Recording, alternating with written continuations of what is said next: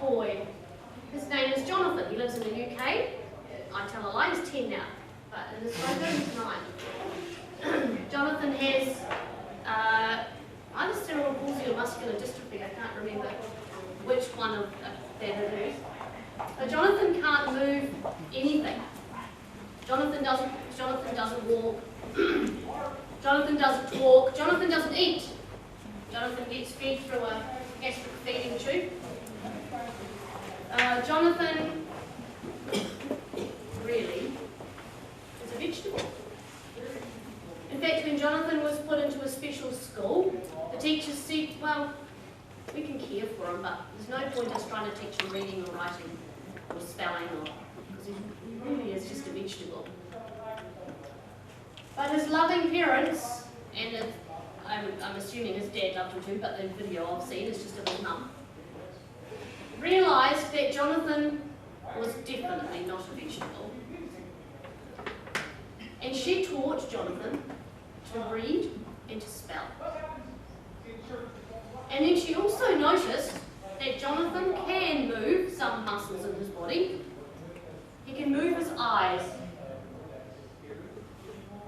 And so with therapy, with a therapist, they came up with this board, which is very difficult to use because Jonathan, he moves because it's an involuntary muscle things, reflexes.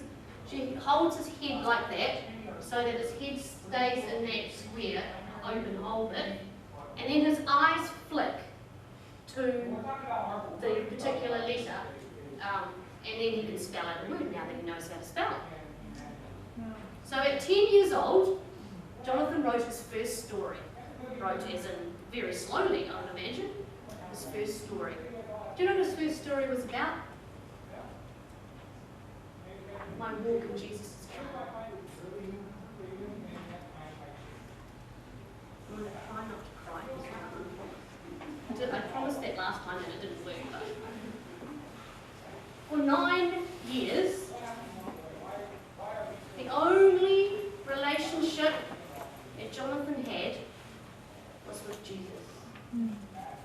Yes, his parents loved him, of course, but Jesus was the only person that understood Jonathan. He was the only one that Jonathan could talk to. And Jonathan's story about walking in Jesus' garden was how he went there with his friend William, his best friend William, and they met up with a friend of theirs, of his, Noah, who had died recently. And they got to play together. And it was so great to be out of my wheelchair, rolling down the hills and running and chasing after Noah. And then he met Jesus. And then he had to leave. And at the end of the story he says, it was the hardest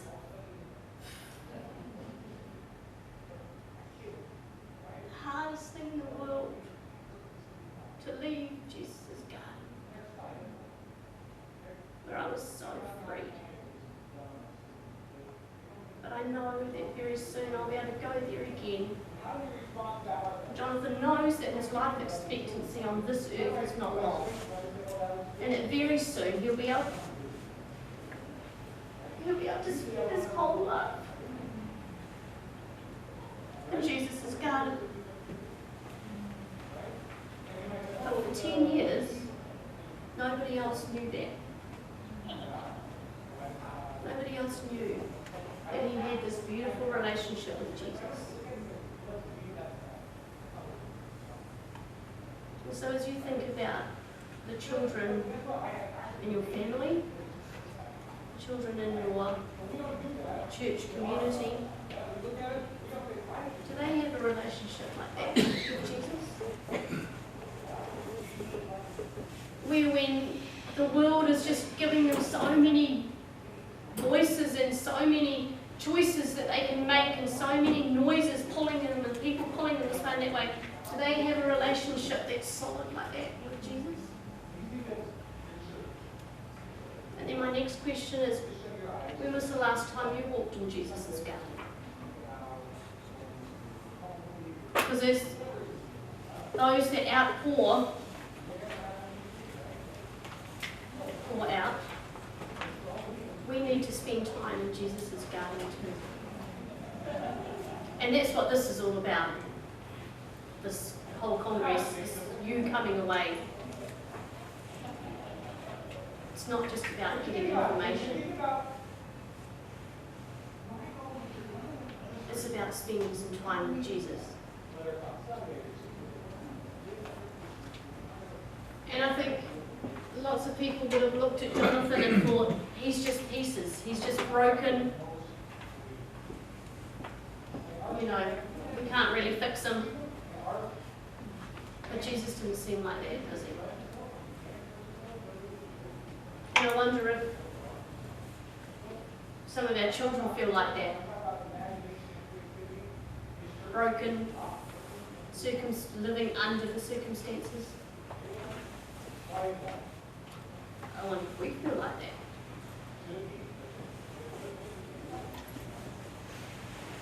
Hard times, those ups and downs of life, those times when we get knocked, we get chipped, we break. What do?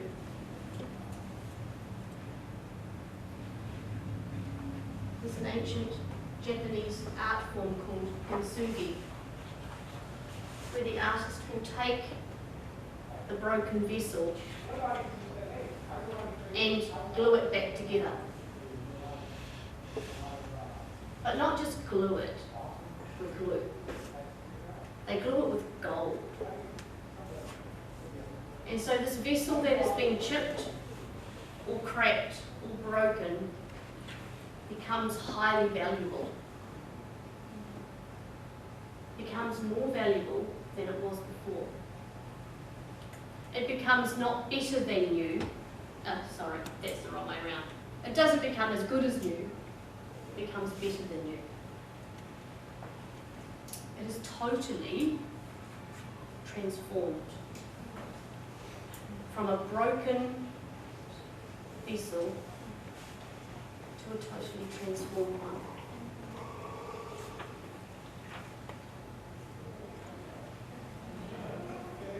And as those of us, we are all vessels.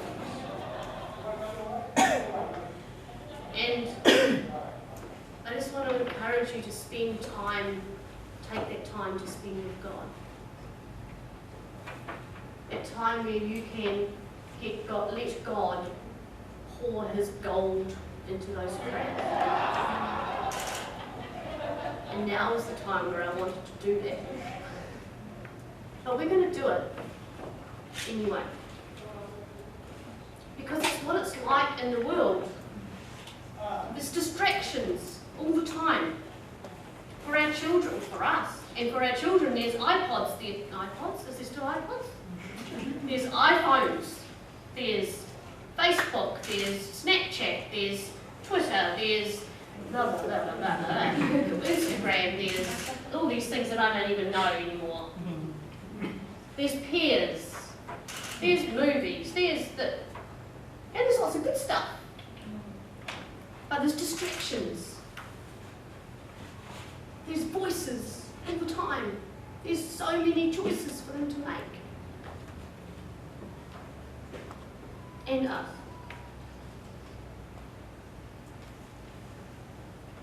We need to choose to go into Jesus' garden. So even though there are distractions, can we intentionally now just take a few minutes? Maybe you'd like to close your eyes. That helps with the distraction, I don't know. Close your eyes and imagine yourself as a vessel. Maybe a bowl or a cup if you like.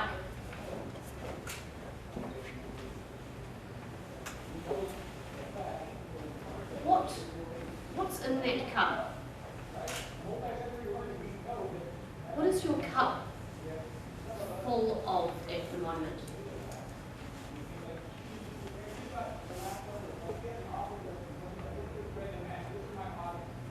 How full is it?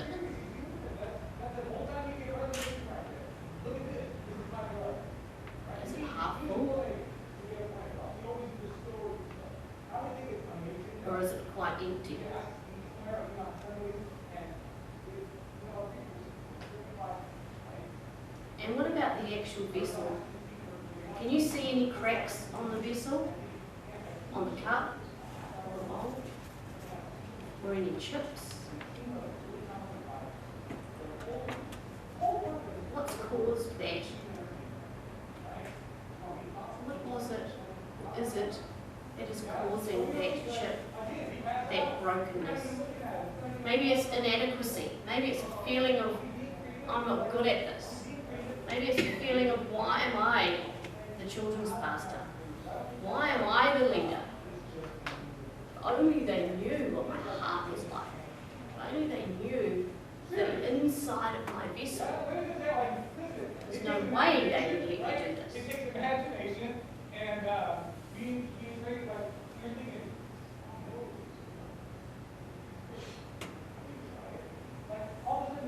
Now take some gold and pour it into the cup, into the cracks, into the chips.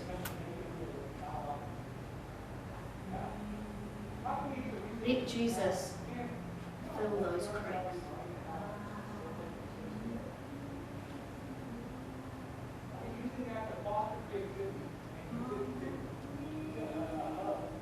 And now, in my soul, just sit with Jesus.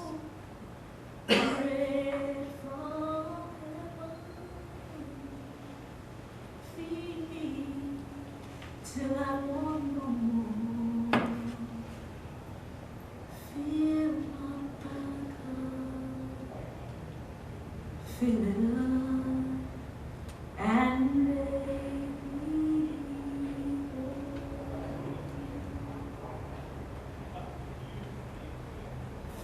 Fill my cup, Lord.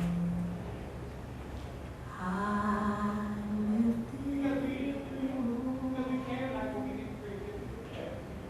Come and quench this thirsty in my soul. Bread from heaven, feed me till I want no more.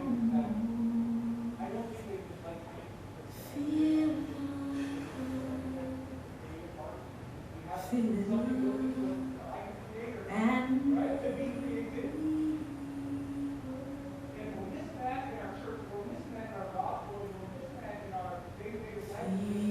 fill my cup,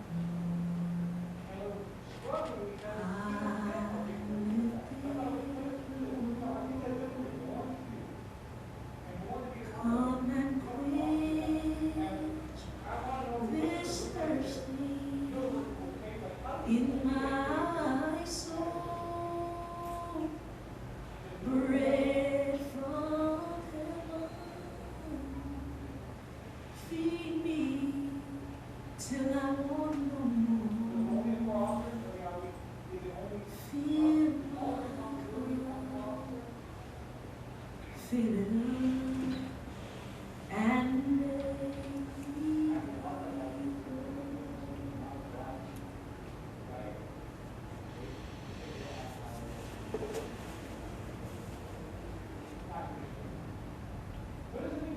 Holy Spirit, we love being in your presence.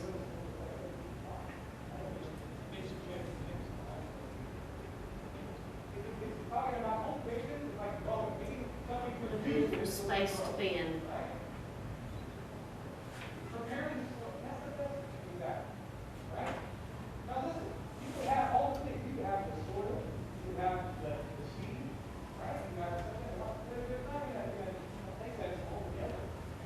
Thank you, Lord, that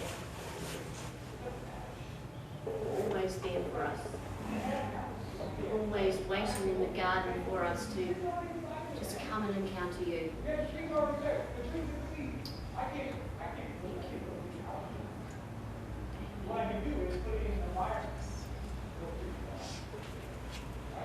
See, we can't minister, can we? We can't lead others when we haven't been in that presence ourselves.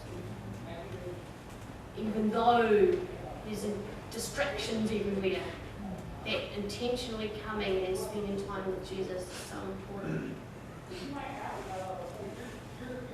And since we seem to be on a flavour of saying quotes at this conference so far, I thought I'd have one as well. And you can guess who it comes from. That's going to be the competition.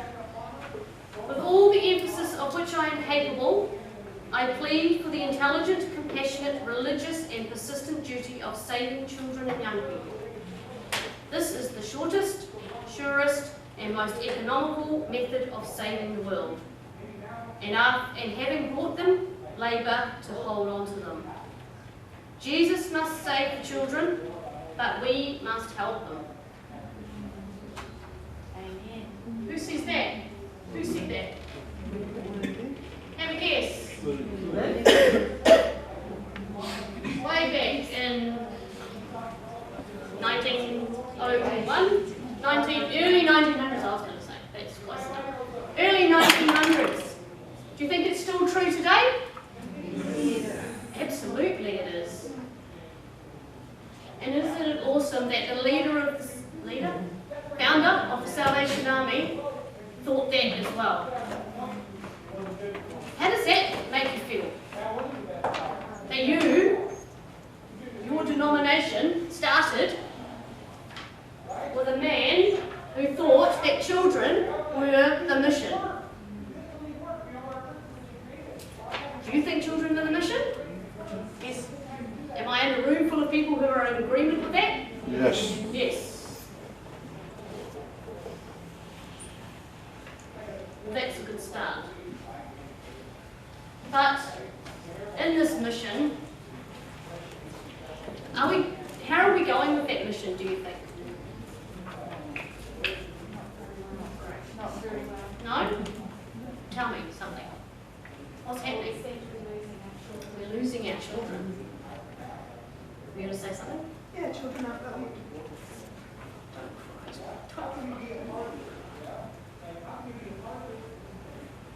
Our children aren't valued.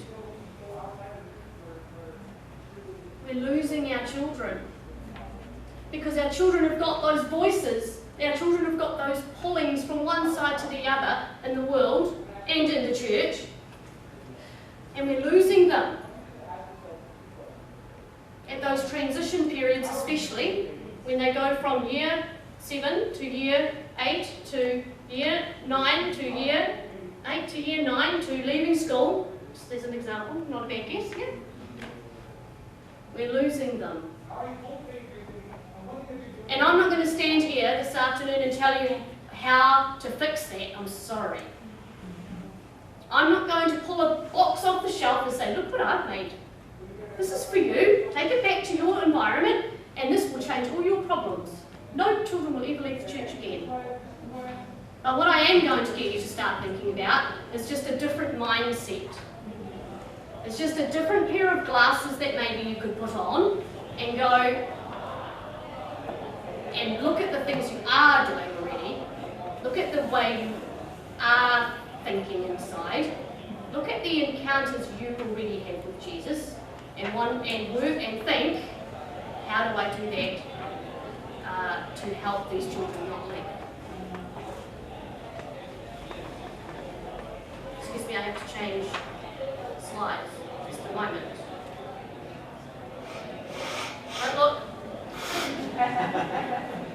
I hope that we all agree that Jesus is at the centre of our lives, individually, and of our church. So this is a picture of us as a person. So we have God at the centre. Oop, wrong way. Then that's us individually. Then we are all part of a household. And if you want the Greek, it is bahith. We're all part of a household. And the bit in the Bible where the children of Israel are doing the Passover, are celebrating the Passover, that's in the context of the household, the bahith, where they are celebrating what God has done. And we still do that today. around the table, hopefully. But in our families, a lovely lady shared how she has been sharing the love of God and the ongoing story of the Bible in her bahi, in her family. And we share the stories of, like the Israelites did, of how God brought them out of slavery and into the promised land. And we do that too. This is what God has done. This is what God is doing now in our family. And this is what God can do in the future. So the children aren't just hearing the Bible story, but in our household of faith, our children are hearing and seeing what God is doing now and where they fit in that picture. And therefore what God will continue to do in the future. So we are part of a household. You all with me? Yes. I need feedback, otherwise I think you've gone to sleep. It's very hot in here. Then we have our community of faith. Yep. So that's that community of faith that you are all part of. And that doesn't just mean your local church. I don't go to the Salvation Army anymore, but I'm still part of your community of faith. And I have felt very much like that today. And then we have the whole world.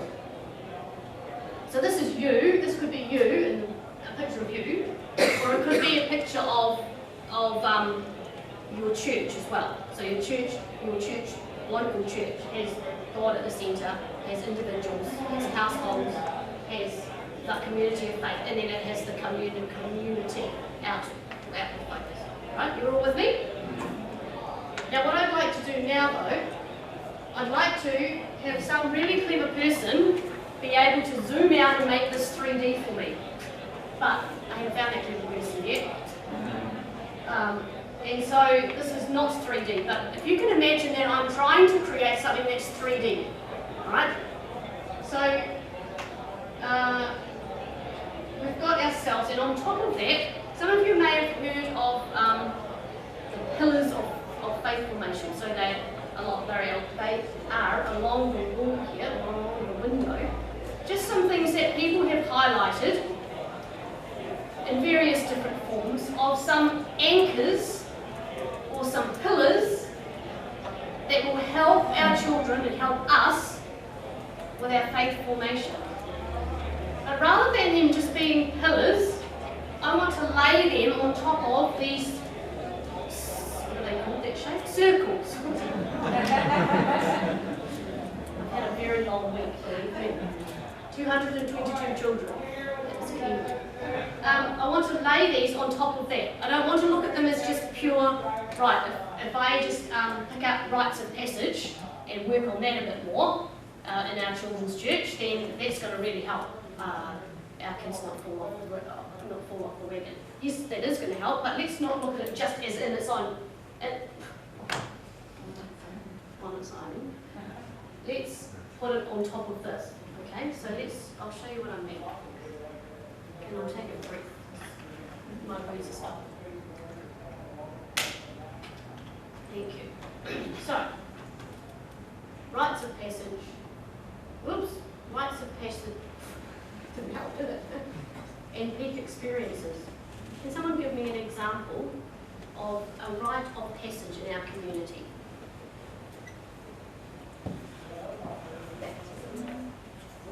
Was that in our community or in our faith community? Yep, that's good. Do you mean like the I mean in the world, sorry. graduating between intermediate and Yeah, that's the rite of passage. What else? Yep. Yep. Learning to drive, you said. What else? Sorry? Going to work. Can you Getting think of the a vote. negative? Sorry? Getting the vote. Getting the vote. Can someone think of a negative rite of passage? Or what we would think of it as a negative rite of passage? Drinking. Yes. Drinking. Oh, I'm 18. Therefore, that means I can now drink. It's a rite of passage in our community. It's an anchor that our children go, right, I'm 18. That means I'm now stepping into this. And we need anchors in our life. But they don't wait till they're 18. Well, they don't. Lots of them, no. But it is a thing that happened. It is a rite of passage. So when they're 18, it's all go. But definitely peer pressure, absolutely. But the children are wanting it though. You know, they want rites of passage. So we need to be providing positive rites of passage. What's that? So that's looking at the blue circle, and we did the orange circle as well. So what's something in your own family that you have adopted as a rite of passage? Earrings. Getting earrings? When did you get your first one? So tell us about that. It's supposed to be age 10, but the youngest child is. No, she's the youngest. So getting earrings was supposed to be at age 10. Okay, that's cool. That's a rite of passage. Easy. See, it wasn't a big deal, was it? You didn't need a program to work that out, did you? Yeah. I'm going to go through this reasonably quickly because I ran out of time at the end last month. So excuse me if it's fast. That's what I said though, is that we've got 50 minutes and I used 10 of it getting us into the presence of God, and I don't apologise for that.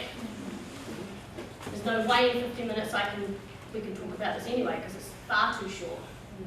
Because as our friend said over here, with great conviction, this is a big problem. And it's not a Salvation Army problem. Absolutely not.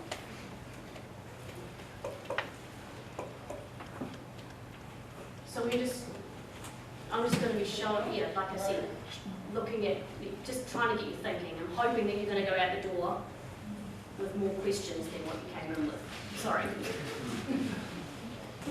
But at least you've met God too. Coaches and mentors and then positive peers. Can you think of someone in your life that was a coach or a mentor for you? Can you all think of someone like that through your life you have looked up to? Someone in your life that has done some of the journey with you, held your hand for a bit, or pulled you up, or dragged you along for a while. Can I ask you, who are you doing that for now? Because every single one of us, even this age, we should have somebody that we are walking alongside. And it may be like this, or it may be like this, or it may be like this. Do you understand my imagery? But I would hesitate to say if we don't, then we're not doing the mission.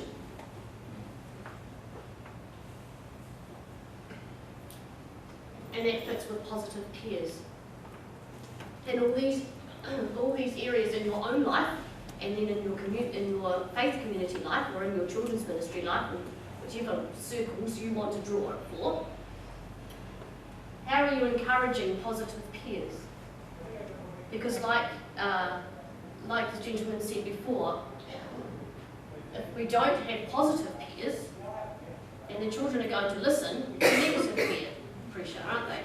They're going to have peer pressure. Peer pressure is not bad, because peer pressure can be wonderful. But our children, like I've been saying, have got so many voices, so many distractions.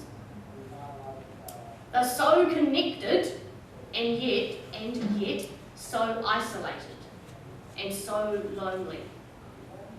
Which is why the suicide rate is so high in New Zealand. How can they be so lonely when it seems like they're so connected? Doesn't make sense, does it? What are you doing in your own family if you are a person with your own household at the moment? What are you doing to encourage positive peer pressure? Having positive peers around. The big Bible story and encounters with Jesus. We've been quite good at telling stories. The big Bible story. Sunday school was all about the teacher standing up the front and the children listening. Has it worked? Yeah, to a point. Yeah, I'm not going to say no. Of course the Bible Bible. Of course the Bible has worked. I mean, that's here, isn't it? But we need to have the children in, where do they fit in the story? There's no point only telling the stories without the encounter with Jesus. Because then it's just knowledge. And if they wanted to find out the knowledge, they can go online and find it. But they can't encounter.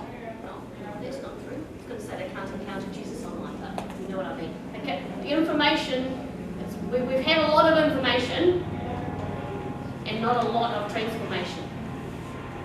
And the transformation comes, yes, from hearing the word of God. Of course it does. And that's where they encounter Jesus, and not just the storytelling. Are you all with me?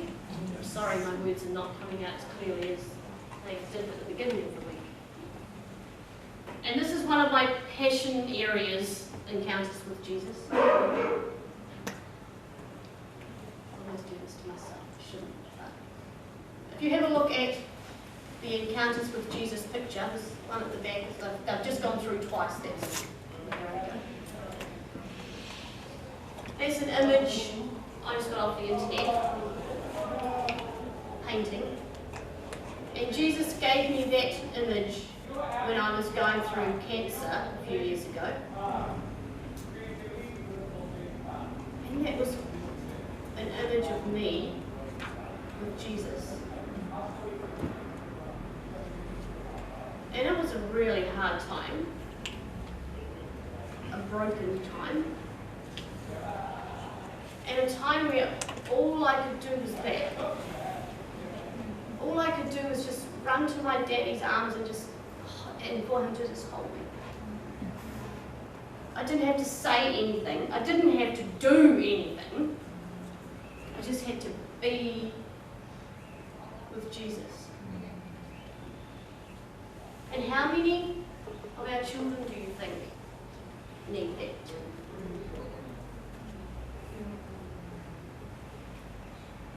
Our children are really good at doing. Are we just teaching them how to do church? How to answer the right questions? Or are we providing them with opportunities to encounter Jesus? And remembering that this is all layering on top of these circles. So when I'm asking this question, I'm asking it about you, and I'm asking it about your family, and I'm asking it about your ministry, and I'm asking it about your whole church. So remembering we're doing this whole three-dimensional side over here.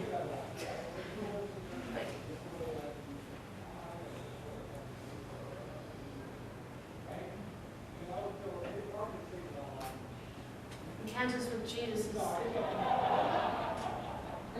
We just went at this camp I've just been at, the years 7 and 8, I had 25 of them for an afternoon. They chose to come to 2-hour silent contemplative prayer when they were in this amazing environment at a campsite where they could have gone on the big swing, played archery, all these other things that you can do at this amazing place.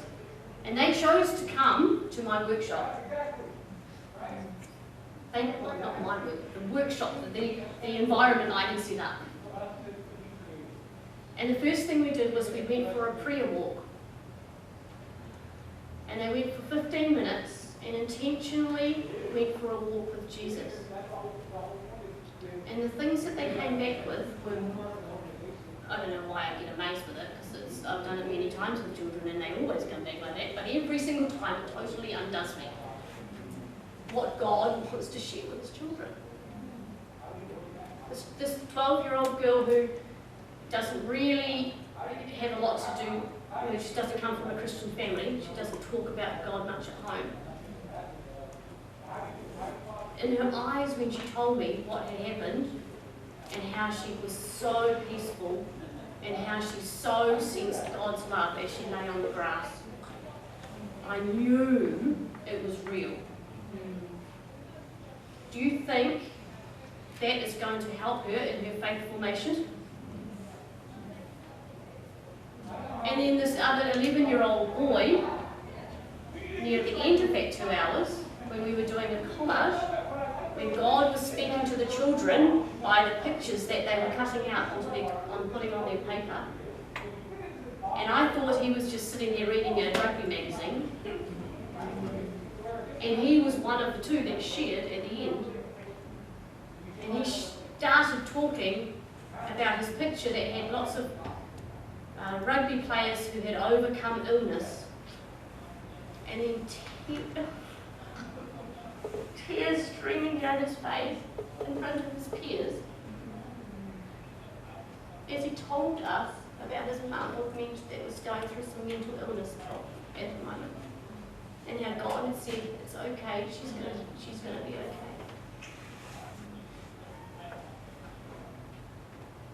That kind of stuff are anchors for these children. Are we creating those kind of spaces for our children? Do we create those kind of spaces for ourselves?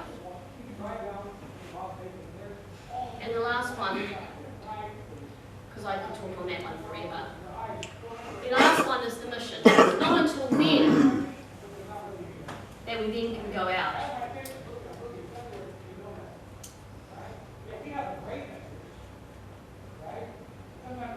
So, how does it get to 10:02 so fast?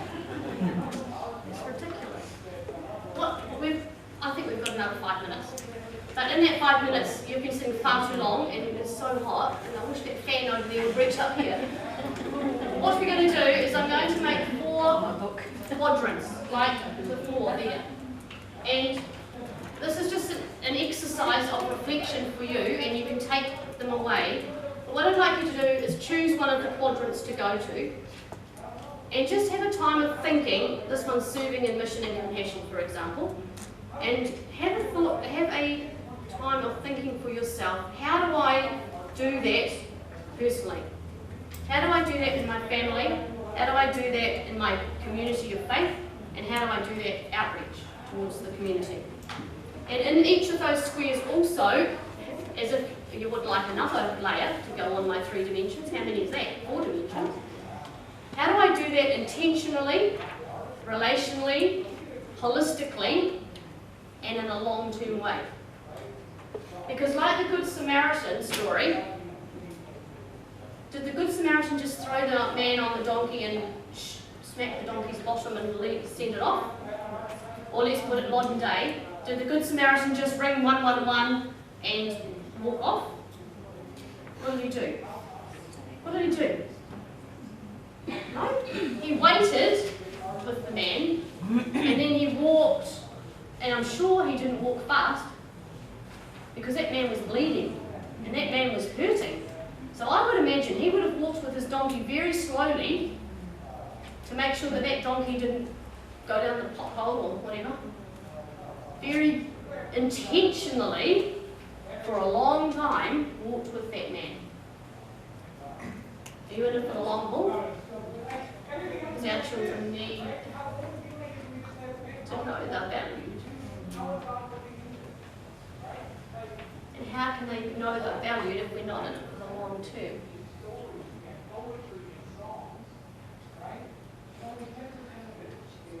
So